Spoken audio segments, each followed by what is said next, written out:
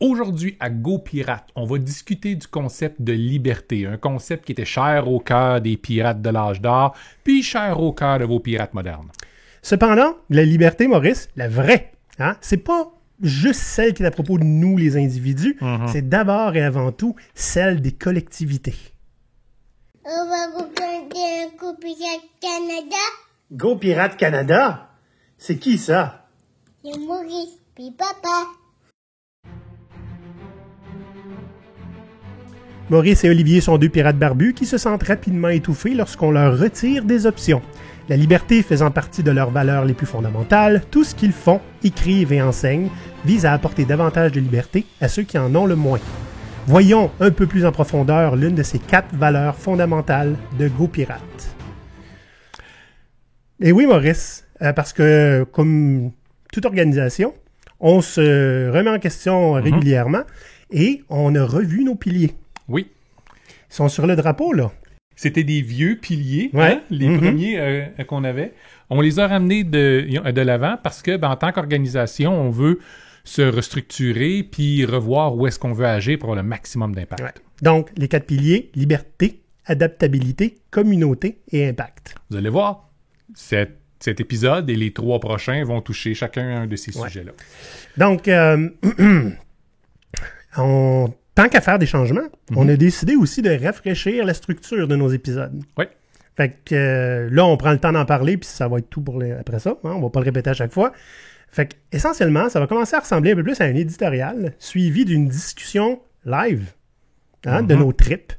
Puis, on garde tout le temps après aussi un petit peu qu'est-ce qu'on peut faire pour améliorer les choses en tant que société, en tant que personne, en tant que collectivité. C'est essentiellement basé sur les suggestions que vous nous avez faites. Donc, vu qu'on est des sales amateurs, on va vous écouter vous autres puis faire ce que vous avez envie d'entendre. De toute façon, c'est vous autres qui savez qu'est-ce que vous voulez entendre. Bon, sur ce, commençons. Liberté. La liberté, c'est un concept qui est important puis on a tendance à passer à toutes les sauces aujourd'hui. Liberté! Liberté avec un A accent chapeau. C'est ça. Entre les patriotes anciens qui vont parler d'une liberté, souvent à un niveau national, pour réussir à se distinguer des nations d'autour, ou à un niveau souvent de ville, on voyait ça aussi en Grèce ancienne. Ouais. Donc la liberté est restée un sujet important pour les gens, particulièrement ceux qui voulaient changer l'ordre établi. Parce que c'est ça qu'on voit souvent. On établit un ordre, puis la liberté des gens commence à s'effriter. Fait qu'il y a toujours des petits groupes qui font « Non, la liberté est importante, il faut qu'on la ramène au cœur de la discussion, puis qu'on base notre vie autour de ça. » Parce que dans la vie, c'est pas juste une question de vouloir faire ce qu'on veut. C'est une question de pouvoir agir sans être contrôlé, sans être coercé à faire des choses qu'on n'a pas envie de faire. Oui. Puis, pour ceux que c'est la première fois qu'ils nous écoutent, puis que vous nous écoutez en audio, soyez surpris d'apprendre qu'on se déguise en pirate. Absolument. C'est le nom de notre show. C'est pas pour rien. Ces gens-là étaient, à quelque part, et même à l'époque, dans les journaux, partout, étaient reconnus comme une image de la liberté. J'ai pas dit une image de gens parfaits. Non, une vraiment image pas. de gens libres. Au point où ils en faisaient, ça spécialement dans les écrits, dans les journaux, un peu comme des héros de l'époque. Puis c'est essentiellement ça qui a causé la fin de l'âge d'or de la piraterie, à partir du moment où les monarchies un peu partout ont commencé à se dire « Hey, je pense que notre public commence à écouter cette image-là. » Il y a ces héros-là, héros du peuple, qui disent qu'ils n'ont pas besoin de roi, de seigneur ou de maître pour se diriger, qu'ils sont capables de le faire eux-mêmes. Oui, c'est quoi cette affaire-là? Nous, les bons dirigeants monarques, on dit que c'est des monstres. Puis eux autres, ils les vénèrent. Voyons. Donc, il y avait une raison à ça. Oui. C'est ça. C'est que les gens à cette époque-là, on s'entend, là, la plupart des gens qui trouvaient que les pirates étaient des modèles intéressants, c'était des gens qui n'avaient pas beaucoup de liberté. Il y avait dans la pauvreté miséreuse. Et il y a beaucoup de bouche à oreille, parce que c'est pas tous ces gens-là qui savaient lire. Puis ça en a inspiré plusieurs, éventuellement, après ça, la création des coops et tout ça. Absolument. On a vu la création des coops. On a vu aussi les grandes révolutions. Quand on parle de la révolution en France ou celle aux États-Unis, c'est ça. C'est une soif d'arrêter d'être sous le joug de quelqu'un d'autre. Avec d'autres intérêts, bien entendu, mais c'en était un fort important. Puis au 19e siècle, À un moment où des nouveaux courants de pensée ont commencé à émerger. On va penser ici au communisme ou à l'anarchisme. Ben, il y avait le slogan « Ni Dieu ni maître ».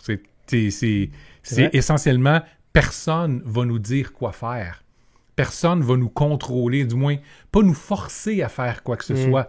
On va volontairement vouloir participer. » C'est dangereux, ça, comme pensée. C'est dangereux, puis on le voit jusqu'à quel point ça peut être dangereux, parce qu'aujourd'hui, on entend beaucoup de monde qui vont mélanger cette idée de liberté-là avec le droit que moi, j'ai le droit d'avoir ce que je veux, de faire ce que je veux, puis tant pis pour les autres. C'est ça, sans me préoccuper des conséquences. Exact. Hein? Mais la vraie liberté s'arrête, la liberté individuelle s'arrête où celle des autres commence. C'est pour ça qu'on dit une liberté, il faut d'abord et avant tout y penser en termes de communauté puis de société. C'est ça. Puis notre liberté individuelle se retrouve là-dedans, doit se retrouver là-dedans. Mais ça ne veut pas dire qu'on a la capacité à tout faire. Et là, on va un petit peu en avance, là. Oui. Fait que la faculté de prendre ses propres décisions, c'est rien qui est nouveau. C'est ce que tout le monde veut. Exact. Pourtant, on l'a quand même pas tout le temps. Non. Sans contrainte, là. Puis sans piler sur les autres. Ça devient difficile, même aujourd'hui, dans une société démocratique, de voir comment est-ce qu'on peut être plus libre. Oui. Comment? Puis c'est essentiellement ça qu'on va débattre aujourd'hui, Olivier puis moi. Hein? Éventuellement, on va avoir des invités avec nous lors de d'autres épisodes pour faire ces débats-là avec nous. Mais dans notre nouveau concept d'épisode, c'est ça, un petit éditorial au début, puis après ça, on débat. Fait que passons. Avant de passer au débat, on va se faire une petite publicité. Olivier, notre livre est maintenant sorti. Quel livre? Le Manuel pirate. Ah, l'affaire sur laquelle on a travaillé pendant 1 an, là? Oui. Je m'en rappelle. Oui, le Manuel pirate. Hein? Comment faire émerger le pirate en vous et vous réapproprier votre carrière. Puis pas juste la carrière, hein, c'est vraiment la capacité à agir. Oui, ben écoute... Et dans la carrière, et dans la famille, dans la société, et autour de vous, se doter des bons outils pour pouvoir avoir un impact, un vrai. Beaucoup nous l'ont demandé. Puis c'est vous, essentiellement, nos fans qui nous suivez, qui nous ont dit ce qu'ils voulaient voir dans le livre, puis on a simplement écrit autour de ça. Ça s'adresse pas juste aux gens pour qui ça va mal. Parce que tu peux aller plus loin même quand ça va bien. Absolument. En fait, presque la totalité du livre, quand tu mets tout ça ensemble, c'est un peu comment te rapproprier ton narratif. Être en contrôle de ce qui se passe autour de toi. Hein? Ou pas complètement ne pas avoir aucun contrôle. Exact. Ça s'adresse aussi à des gens qui vont être en début de carrière, en début de vie. Tu sais, les jeunes de 17-18 ans, ça va être un manuel qui va vous permettre de sauver bien des années d'expérience pas toujours plaisantes.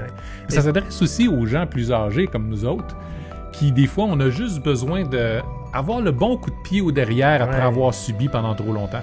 C'est pas pour rien non plus qu'on a décidé d'écrire ce livre-là, entre autres pour nos enfants. On veut pas qu'ils passent à travers toute la gamme d'émotions plus ou moins positives dans leur carrière, qu'ils puissent apprendre de ce que nous, on a appris. Exact. Donc, ce livre-là, en ce moment, est en format PDF seulement. La version physique va s'en venir bientôt. Et vous pouvez le trouver sur gopirate.com/shop. Et, comme c'est une version électronique, tout l'argent va contribuer à faire avancer nos projets. Donc, il n'y a rien qui va à quelqu'un d'autre. Rien. On compte sur vous autres. Bon. Notre discussion. Puis là, on a quelques points, mais il n'y a rien qui est scripté. Hein? Non, hein? Ça va venir du gut.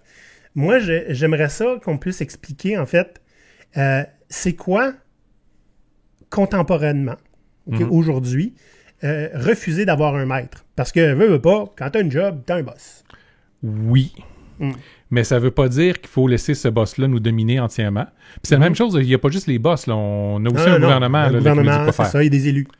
Puis, qu'est-ce que ça veut dire quand on décide, OK, on est tanné de ça? Certains vont dire « Révolution! » Mais si on veut être plus réaliste et voir qu'est-ce qu'on peut faire, ben là... Parce que révolution, liberté, aller dans la rue, ça constitue encore demander d'être libre au lieu de le faire. Exact. Prendre la prise d'action soi-même pour se créer des milieux où on n'a pas besoin d'avoir à répondre à un maître, c'est un bon départ. T'sais, on parle que ce soit se partir des clubs, que ce soit se partir des organismes communautaires, que ce soit se partir des coops pour créer sa propre job, ou s'offrir ses propres services. C'est-à-dire qu'on se détache du fait qu'on a besoin de dépendre des réseaux et puis des structures qui sont possédées par quelqu'un d'autre. Ouais. On crée les nôtres. Puis même quand on est dedans, il y a moyen de créer les nôtres. Créer une structure dans une structure. Absolument. Puis celle qui est la plus proche de nous, on est en contrôle. Exact. T'sais? En fait, on l'a enseigné dans des entreprises. Là. Absolument. Toutes les entreprises où on a enseigné, c'est des entreprises qui appartiennent à un président ou des actionnaires. Mais on a quand même créé des structures libérantes dans les équipes. Exact. Puis souvent, à cause de ces structures-là, c'est l'organisation tout entière qui va commencer à se décentraliser avec de plus en plus de pouvoirs décisionnels qui vont dans ces structures-là plutôt que dans la hiérarchie puis dans la centralisation du pouvoir. Ouais. Puis c'est la même chose en société. Si on veut que nos gouvernements aient moins de pouvoir sur nous, ben il faut qu'on ait d'autres façons pour prendre nos propres décisions pour qu'on puisse les imposer. Parce que abolir le gouvernement, ça ne se fera pas demain, mettons. Puis il n'y a pas de raison nécessairement à entièrement abolir le gouvernement, à moins qu'on ait les bonnes structures déjà en place pour on a besoin de ces structures-là, de toute façon. Là. Fait que, comment est-ce qu'on peut faire pour avoir quand même un ordre et une organisation si on n'a pas de maître qui nous dit quoi faire? Hein? Parce qu'on dit souvent ça, c'est, écoute, si tu n'as pas de chef, il n'y a pas rien qui va bien aller. C'est complètement faux. Chaos, anarchie. Ouais. J'ai de la misère qu'on utilise le terme anarchie pour ça. Mais comme s'il était interchangeable. Hein? Exact. C'est pas la même chose du tout, puis on va en parler dans un autre épisode éventuellement. Yep. Ben, en fait, on peut en parler un tout petit peu là. Oui, c'est. Oui. Le chaos, c'est l'absence d'ordre. De structure aussi. De structure. Ouais. Puis, mais c'est ça, c'est l'absence de structure et d'ordre, les deux ensemble. Ouais. L'anarchie, c'est l'absence de pouvoir coercitif. OK? Donc, c'est des associations volontaires. Ce qui veut dire que pour fonctionner, parce que c'est des communautés essentiellement, ça prend quand même des règles. Oui. Puis si on regarde dans nos anarchistes préférés, nos pirates, ben, les pirates avaient ces règles-là. En fait, il n'y en avait pas beaucoup. Il fallait les connaître par cœur, mais ils étaient limite inviolables parce que les conséquences n'étaient pas le fun. Non. Hein? Donc, ce sont des règles qui sont établies par la communauté, c'est-à-dire chaque navire pirate déterminait leurs propres articles. Donc, c'est les articles de loi qui formaient ce qu'on appelle aujourd'hui communément le code pirate. Ouais. Ben, le code pirate était différent pour chacun des navires. Chacun des navires, les membres, pas le capitaine, pas personne d'autre, les pirates eux-mêmes allaient décider qu'est-ce qui est acceptable, puis qu'est-ce qui n'est pas acceptable, puis quels sont leurs droits. Donc, qu'est-ce qui leur est dû, puis dans quelle façon? Ouais, qu'est-ce qui leur est dû, ça incluait le salaire, hein? Oui. L'équipage votait le salaire du capitaine. Exact. Tu sais, un des premiers articles dans tous les codes pirates, c'est chaque homme a droit à un vote sur les affaires du moment, puis chaque homme, voulant dire chaque pirate, parce que c'était relativement rare qu'il y avait des pirates féminins. Mais il y en avait. Donc, chaque homme a droit à un vote sur les affaires du moment, et chaque homme a droit à une part du butin. Puis là, on peut dire, les gens qui ont des responsabilités supplémentaires, telles qu'élus et nommés par l'équipage, comme le capitaine, comme le quartier-maître, comme les chefs d'équipe, par exemple, parce qu'il y en avait assez régulièrement. Les équipes de canonniers, il y en avait plusieurs. Ouais. Bon, ben, ce sont des gens qui ont des capacités qui sont différentes, la capacité à calculer les angles de tir, puis les choses comme ça, ou des capacités à la stratégie. Des fois, il y avait des risques qui étaient plus... Exact. Disons qu'on vise généralement le capitaine en premier quand on tire. Hein?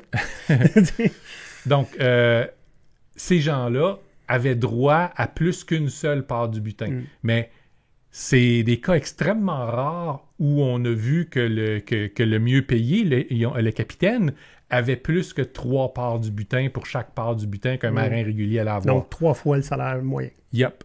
Mais en même temps, sa position était pas mal plus dangereuse et pas mal plus temporaire parce que si le capitaine apportait pas les résultats que l'équipage voulait avoir, il allait être remplacé assez vite. Ouais. Puis si ça donnait qu'il osait faire preuve de coercition envers l'équipe, envers l'équipage, ben les chances sont que soit il se fait tirer ou il se fait gentiment et délicatement abandonner sur une île déserte. Ouais. Puis ça, c'est le pire. T'sais, au mieux, il y avait juste non.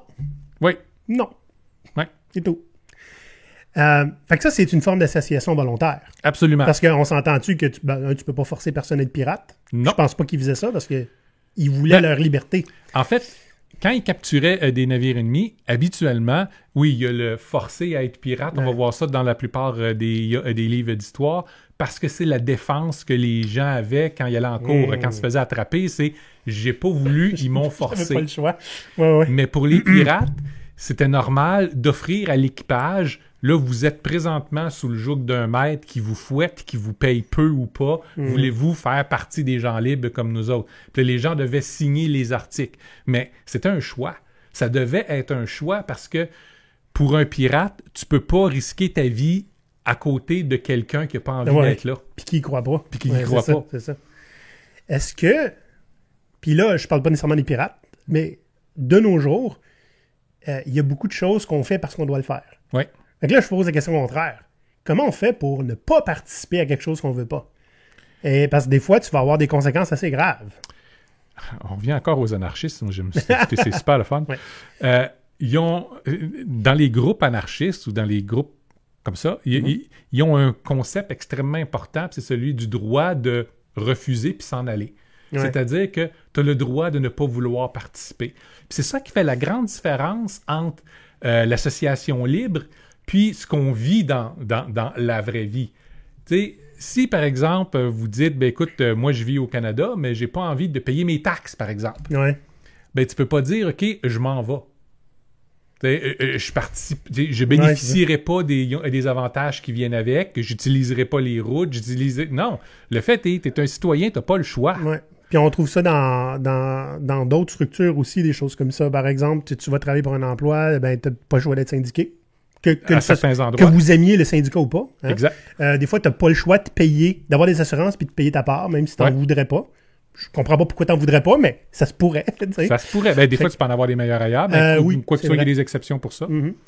Donc, il y a encore des structures qui nous forcent à nous soumettre, dans le fond. Absolument. Mais que ça soit grave ou pas, ou contraignant ou pas. Il y a un autre sujet que j'ai envie de jaser là, qui est bien important pour la liberté. Parce que là, on parle de liberté, puis de liberté, comment est-ce qu'on peut la structurer, et puis tout ça. Mais on a tous vu les convois de la liberté. Puis là... Puis ceux en Europe qui n'ont peut-être pas entendu parler, remarque que ça a fait des échos jusqu'à là-bas. Ouais.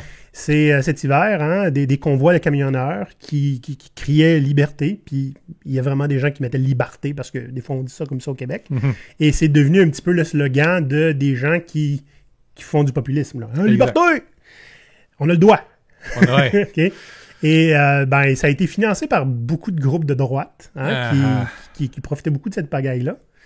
Et puis ça faisait rouler les yeux de beaucoup de gens aussi. Oui, parce que c'est une minorité extrêmement vocale qui n'ont pas toujours un message qui est clair. Puis au début, le seul message qu'ils avaient au début, c'est « on veut pas porter le masque pour la pandémie ». Puis ça, on va en parler. Hein.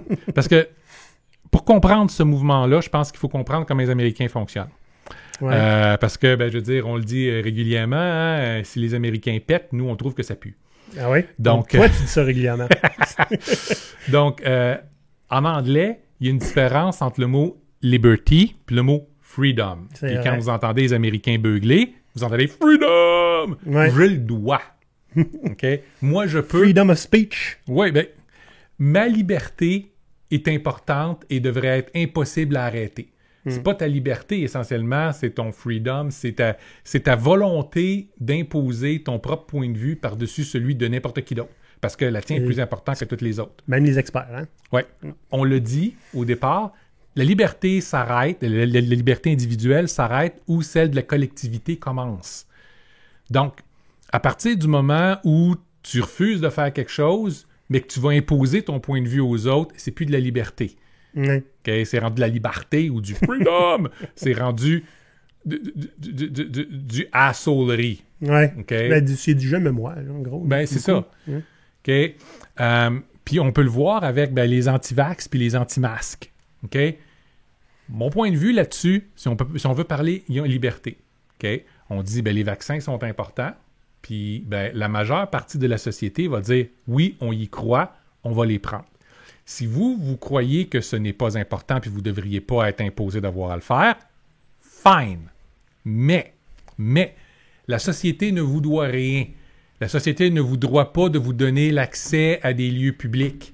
Si on dit ça prend le vaccin ou ça prend le masque. Ou ça prend un confinement parce qu'il y a une pandémie. Exact. OK? Si vous voulez faire à votre tête, allez-y. Mais restez chez vous. Restez chez vous. Assurez-vous de pas imposer vos choix aux autres personnes. Puis même si vous dites, j'impose pas mon choix au fait que je suis anti-vax. OK? Non. Ça, c'est l'imposer à Olivier parce que lui ne croit pas la même chose que vous. Ouais. OK? Votre présence-là l'impose. Fait que c'est un bel exemple de c'est possible d'agir en toute liberté dans un contexte comme ça, mais il y a des conséquences. Dans ta cave, chez vous. C'est ça. Il y a des conséquences, puis les conséquences sont comprends que tu ne peux pas imposer ton point de vue. C'est la même chose aussi avec les commandements religieux. Oui. OK? La religion, c'est pas une mauvaise chose. OK? Ça a la mauvaise presse présentement.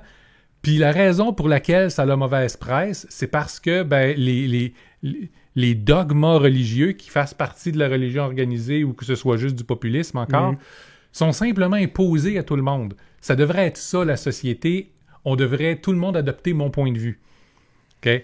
Là, on parle plus de liberté. À l'église, tu feras bien ce que tu veux, man. Oui. Chez vous, tu feras bien ce que tu veux. Dans mon école, tu peux avoir le choix, je vais avoir le mien. Exact. Okay. Plus loin que ça, c'est pas de la liberté. Donc, à partir du moment où on va avoir une liberté qui fonctionne, c'est basé d'abord et avant tout sur une notion de respect des autres. Quand on exige d'avoir une liberté, on exige que les gens nous respectent. Mais ça va dans les deux sens. Si on n'est pas capable de respecter les autres, on ne parle pas de liberté ici. Mm-hmm. On parle de simplement vouloir imposer son point de vue. Puis là, pour terminer la discussion, j'aimerais ça qu'on regarde les différents niveaux. Parce que ça, je trouve ça important ce que tu viens de dire. Notre liberté est pour nous, mais on ne peut pas imposer toutes les conséquences aux autres. Exact. Hein? C'est pour ça que quand on dit individuellement la liberté, souvent on aide les gens à se libérer de leur environnement de travail qui est contraignant, par exemple. Il n'a jamais été question de flouer son employeur, de faire payer son employeur, de ne pas collaborer. On trouve tout le temps des moyens constructifs pour que dans ta liberté, l'employeur ait plus ce qu'il veut. Mm-hmm. OK? Puis on parle d'impact et de valeur, c'est pour ça. Là. Puis même quand c'est pas le cas, comme on l'a vu la semaine dernière, quand on parlait de quiet quitting, on l'a dit, on est contre le fait que vous devriez arrêter de faire des efforts. À la place, trouvez-vous l'endroit où vous allez avoir envie de le faire. C'est mieux pour vous. Vos efforts. Hein? C'est ça. C'est mieux pour vous, c'est mieux pour tout le monde. Ouais. OK? Donc, c'est, encore une fois, c'est une question de liberté. Là. C'est ça. Puis ça, c'est liberté individuelle. Oui. Nos 4 valeurs, on les voit sur 3 angles. Individuel, collectif, sociétal. Oui. Collectif, on pourrait le voir dans une organisation, par exemple. Absolument. C'est une petite collectivité où tu pourrais avoir beaucoup de gens libres, c'est quelque chose qu'on a contribué à faire récemment, avec des structures libérantes de décentralisation de pouvoir chez nos clients et tout ça. Ça se fait bien aussi, puis ça donne une entreprise ou une organisation qui, globalement, est plus libre, a plus de choix, a plus d'options. On peut voir ça aussi dans un autre sens. Quand un syndicat rentre dans une place, habituellement, c'est parce que les conditions n'étaient pas extraordinaires.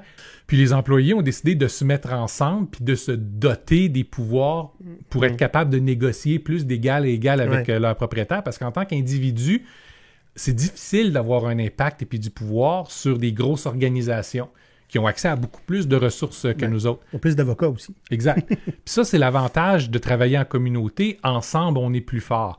Puis c'est aussi une des choses qu'on va essayer de voir quand on essaye de voir des endroits qui sont plus totalitaires.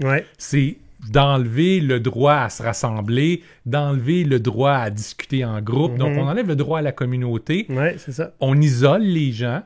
Puis après ça, on s'assure qu'ils restent dans la misère puis dans le désespoir constamment, puis qu'ils acceptent qu'il n'y a rien qui puisse y faire. Il y a le petit adage un peu cucu, mais qui est vrai, qui est des fois seul on va plus vite, mais ensemble on va plus loin. Hein? Si tout le monde est tout seul, c'est difficile effectivement d'avancer et d'aller plus loin dans la société. Puis le plus vite, des fois, ça dépend. Hein? Oui, c'est courir dans un mur, ça aide pas beaucoup. Puis, Ensuite, il y a la société qui est composée d'individus et de collectivités. Oui. Que plus tu as des collectivités, des fois, ça pourrait être des provinces, des municipalités. Hein? De plus que des petites collectivités sont libres, mais plus qu'au niveau sociétal, hein, on parle d'un pays ou de la société en général, on se trouve libre. Et ça dépend des fois, t'es où. ça, c'est important. Hein? Il y a le concept de fédération. Ouais. Des groupes, donc des collectivités séparées, qui ont chacune leur mot à dire, qui vont volontairement vouloir travailler ensemble dans le but de rassembler leurs forces et puis leurs ressources pour réussir à faire quelque chose. Ça, c'est tout à fait acceptable, parce que c'est encore une fois sur une base volontaire. On va le voir avec les associations étudiantes, par exemple. Une association étudiante dans un cégep arrivera habituellement pas à faire grand-chose, surtout que c'est l'association étudiante d'un département, par exemple. Ouais. Mais dans les cégeps, les universités, ils ont cégep, c'est qu'est-ce qui se passe entre... c'est un diplôme technique. C'est ça, pour ceux qui ne sont pas du Québec. Donc, ce qu'ils vont faire habituellement, c'est que tous les départements ont leur propre association étudiante qui vont défendre leurs droits et qui vont les aider à s'organiser, qui vont travailler ensemble sous une forme de fédération pour faire une association étudiante dans l'école. Globale. C'est ça. Puis, entre les écoles, ils vont participer à une fédération étudiante qui va englober toutes les écoles. Fait que quand ils décident, OK, on proteste contre quelque chose, on sort puis on marche. Il y a des structures qui sont plus grandes qui permettent d'avoir plus d'impact. Exact. Mais ça, c'est volontaire. Oui. Parce qu'il y en a plein d'écoles qui ne voudront pas y participer. Puis ça arrive là, dans les écoles privées, entre autres, puis on le voit pas juste avec les étudiants, on le voit avec les professeurs aussi. Je me rappelle, quand j'étais jeune, de bien des grèves de professeurs qui se faisaient des écoles publiques. Ben, les écoles privées, les autres ne participaient pas. Ouais. Il y avait des bénéfices, mais ils ne participaient pas. Ouais. Fait que, regarde. C'est ça, mais ça fait partie de leur droit. Du droit, c'est ça. S'ils veulent pas se fédérer avec les autres, c'est leur affaire. Avant de passer à notre prochaine étape, OK, dans le nouveau format de notre show, on veut avoir une nouvelle plage, on va dire publicitaire, mais c'est pas vraiment une publicitaire. Ce qu'on voudrait faire, c'est des organismes collectifs qui valent la peine d'être connus, que leur message vaut la peine d'être disséminé au maximum. On veut entendre parler de vous parce qu'on veut en parler avec vous ou parler de vous. Si vous avez besoin d'aide pour du financement, puis ça vous prend un petit shoot-out pour attirer l'attention de notre public, c'est bon. Si vous avez une mission qui a un impact sur un milieu ou un endroit ou qui est juste inspirante, on veut entendre parler de vous, puis on va avoir un petit minute ou 2 minutes à cette position-ci dans le show, exprès pour vous. Ça coûte rien. Donc, contactez-nous, puis on va voir ce qu'on peut faire. Maurice, pour les gens qui nous écoutent, qu'est-ce qu'un organisme collectif? On va parler organismes communautaires, organismes sans but lucratif, coopératives, peut-être même d'autres genres d'initiatives peuvent être intéressantes aussi. Fait que faites-nous les savoir. Très bien. On a l'habitude de vouloir donner des trucs pratiques. On appelle ça nos 3 trucs. Hein? Mais qu'est-ce qu'on peut faire, en fait? Mais tu sais, concrètement, qu'est-ce qu'on peut faire avec ça? Fait que on a des idées de comment on peut augmenter sa liberté. T'sais, par exemple, on vient de parler de groupes collectifs. Oui. Hein? En créer un où le droit d'association est libre, la participation est libre aussi. C'est une forme de liberté qu'on crée. Exact. Donc, n'importe quelle organisation où les gens peuvent choisir de participer ou pas, c'est sûr que s'ils ne participent pas, ils n'auront pas nécessairement les avantages. C'est correct aussi. Mais que c'est un choix, à ce moment-là, on est en train de créer un peu plus de liberté. Ouais. Pour aller plus loin, si en plus les gens peuvent participer, mais ils peuvent décider comment ça marche aussi, contribuer à créer les structures. En fait, ça devrait faire partie de ça, parce que sinon, on a un groupe qui décide puis un groupe qui exécute. C'est pas ça qu'il faut. Il faut qu'on puisse être capable de participer à sa gestion, à ses idées, à ses règlements, à ses principes. Si on veut pas y participer, mais quand même faire partie du groupe, c'est correct aussi. Mais le fait est, on doit avoir tout le monde l'opportunité de pouvoir le faire. Puis ça, on peut avoir des exemples au travail, que ce soit partir un syndicat ou des fois juste partir un groupe de partage de connaissances, par exemple. Un club d'entraide, là, on va donner la soupe populaire à toutes les 2 fois par mois. Exact. Des affaires comme ça. Mais des fois, ça peut avoir lien avec le travail aussi. Oui, absolument. Tu sais, on veut se partir un petit groupe avec 3-4 personnes qui décident d'être mentors, puis dès qu'il y a un nouveau qui rentre dans l'organisation, ils le prennent sous leur aile. Tu sais, c'est le genre de choses qu'on peut faire, ça. Ça peut se faire en classe. Il y a bien des professeurs qui nous écoutent, puis ça, l'idée vient d'un professeur, en fait. Ouais. Plutôt que d'être la personne qui impose son point de vue à tous les étudiants, ben, il liste quelles sont les choses qui sont imposées par la structure. Donc, il faut que vous ayez acquis telle information, telle information, puis qu'il demande à sa classe comment souhaitez-vous qu'on s'organise pour y arriver. Qu'est-ce que vous pensez des devoirs, c'est des qu'on ateliers? Enseigne aux entreprises. Oui. Il y a un objectif, comment vous voulez faire pour l'atteindre. Exact. Comme ça, les gens participent. Les étudiants ne sont pas juste des victimes qui ont une série de règles à suivre. C'est des créateurs. Donc, ils deviennent beaucoup plus engagés qu'avant. À la maison, même affaire. Hein? Même affaire, ça se fait avec des enfants. Quand les enfants sont rendus assez vieux, OK, à quelle heure tu veux te coucher? Qu'est-ce que ça veut dire? Qu'est-ce que tu dois faire pour garder ce privilège-là? Qu'est-ce qui va se passer si tu ne fais pas ce que tu as besoin de faire? Tu sais, ce sont des genres de choses qu'on peut réussir à avoir, où l'enfant va avoir une sortie quelconque ou quelque chose comme ça. OK, bon, on l'aide à établir les règles. Il fait partie de la prise de décision sur comment ça va fonctionner. Puis, globalement, dans la société, hein, on peut partir son parti politique, on peut partir un paquet de choses. Il y a rien que... En fait, je pense qu'il n'y a rien qu'on va inventer ici. En regardant un parti politique, c'est pas quelque chose que je n'ai pas considéré. Listen. Donc, un deuxième truc. Nommez les actes de coercition publiquement. Vous êtes témoin de quelqu'un qui va bullier quelqu'un d'autre, que le message soit clair. Toi, tu es un bully. Ce que tu fais, c'est pas correct. Ouais. Okay? Que ce soit... quelqu'un fait une joke sexiste là, sur les femmes, là, tu vas le voir puis tu lui demandes « Explique-moi la joke. » Tu joues l'épée, là. Okay? Juste pour lui faire rendre compte à quel point comme ça n'a pas de sens. Ou tu ris pas, là. Ou des fois, juste de dire « Ça, c'est sexiste. » Ouais. Haut et fort. Bang! L'autre a dealé avec. Okay? Ne laissez pas des actes de coercition se passer sans réagir. Ouais. Okay? Vous n'avez pas besoin d'aller vous battre avec personne. Vous n'avez pas besoin de prendre la défense du monde entier. Le fait est, plus on prend l'habitude de n'avoir aucune tolérance pour ça. Puis même un boss. Oui, j'ai compté il n'y a pas tellement longtemps l'histoire de mon ancienne blonde et puis son boss qui criait après puis qui a juste fait « Poup! Boop! » sur son nez. Ouais.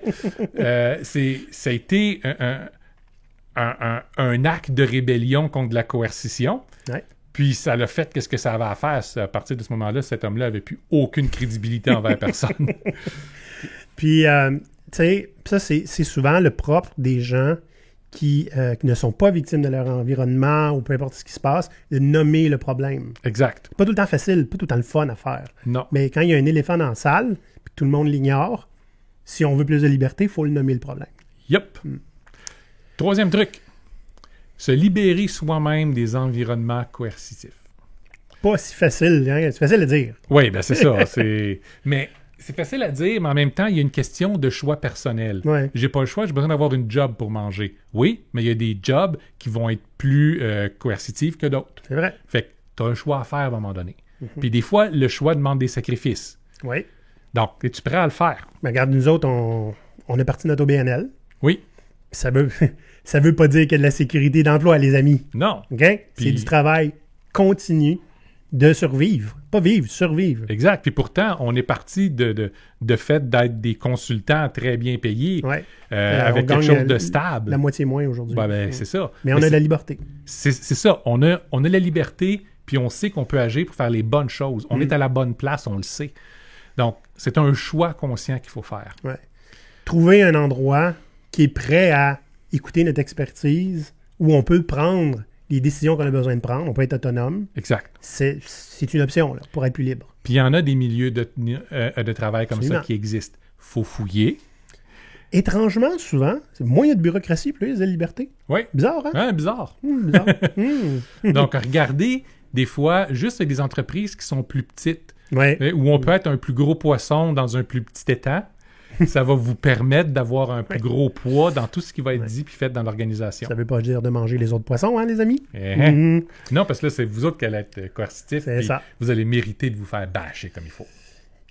Il y a toujours, c'est pas tout le temps facile à faire, mais de refuser de contribuer à une relation où on est coercé à faire quelque chose. Un rapport de force inégale. Ouais. Puis ça, c'est dans bien des cas, on va tout de suite penser à avoir un patron qui nous impose tout.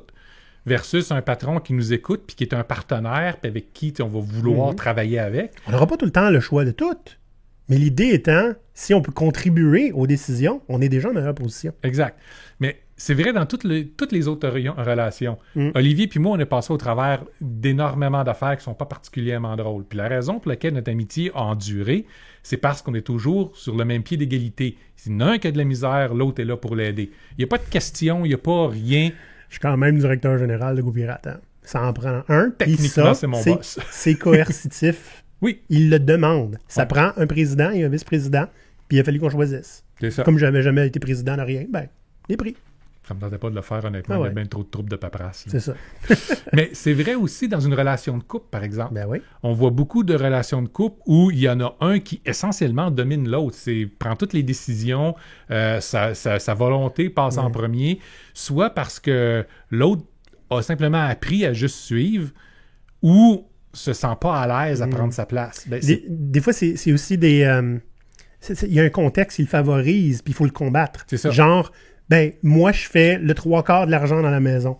Fait que je sens que c'est légitime. Je parle pas de moi pour vrai, hein. By the way. Je pense que ma conjointe gagne plus que moi en ce moment. Mais l'idée, c'est fait que j'ai le réflexe de prendre des décisions. Il faut combattre ça des fois. Il faut le déconstruire puis créer une relation qui est plus égalitaire. Exact. Puis on en parlait un petit peu tantôt. Même avec vos enfants, vous pouvez mettre en place une dynamique non coercitive avec eux autres en travaillant avec eux pour déterminer c'est quoi les règles dans la maison, qu'est-ce qui devrait être fait, puis c'est quoi les conséquences à ne pas le faire. Il faut qu'ils comprennent le concept de conséquences. Exact. Donc, il faut qu'ils soient rendus assez vieux. On parle aux alentours de 10 ans. Puis, c'est pas nécessairement hyper facile toujours, parce que, regardez, ça marche plus ou moins avec ma fille. Mais ça veut pas dire que ça marchera pas très bien dans 3 mois ou 6 mois, par exemple. Ouais. Donc, c'est quelque chose auquel on devrait essayer de faire. On arrête d'être des parents imposants, puis on est en train de leur montrer à ces gens-là à ne pas juste obéir, à avoir leur opinion, à être capable de créer quelque chose de structuré, puis de ne pas avoir besoin de dépendre de quelqu'un d'autre. Même s'ils dépendent quand même de vous. Ouais. Parce que tout comme les patrons, si c'est nous autres qui décident tout, on a été obligé d'avoir raison. Sinon, le risque est sur nous. Exact. Hein? Si on s'est trompé. Donc, l'idée étant, on réduit le risque en prenant des feedbacks de tout le monde. Ça se marche avec la famille et les enfants. La liberté, c'est partout, Maurice. Partout. Elle attend juste qu'on la prenne. Exact. Puis on en a sérieusement besoin de plus parce qu'elle est constamment menacée par des gens ou des groupes. Des intérêts. Des intérêts, hein, qui trouvent qu'il y a plus d'argent à faire si on est juste un bon rouage dans la société. Si on a moins de choix. Hein? Exact. Si les gens n'avaient pas le choix de travailler, l'économie irait tellement bien. Ben oui, ils ne seraient pas obligés de nous payer très cher non plus. Eux autres feraient tout plein d'argent, puis l'économie, c'est eux autres, pas nous autres. Si on n'avait pas le choix de prendre des jobs au salaire minimum, là, tout ira bien. Hein? Il n'y aurait pas de problème dans le monde. Hein? Donc, la liberté, c'est notre responsabilité à tout le monde. Ouais. Puis c'est pour ça que c'est notre première valeur chez GoPirate. Yep. Vous autres qui nous écoutez, comment créez-vous des structures libérantes dans votre entourage? Comment vous faites pour assurer votre liberté? On veut en entendre parler parce que vos exemples, on peut les amener ailleurs aussi. On peut vous aider à les amener ailleurs aussi parce que les bonnes idées ne devraient jamais être gaspillées. Il faut les répandre.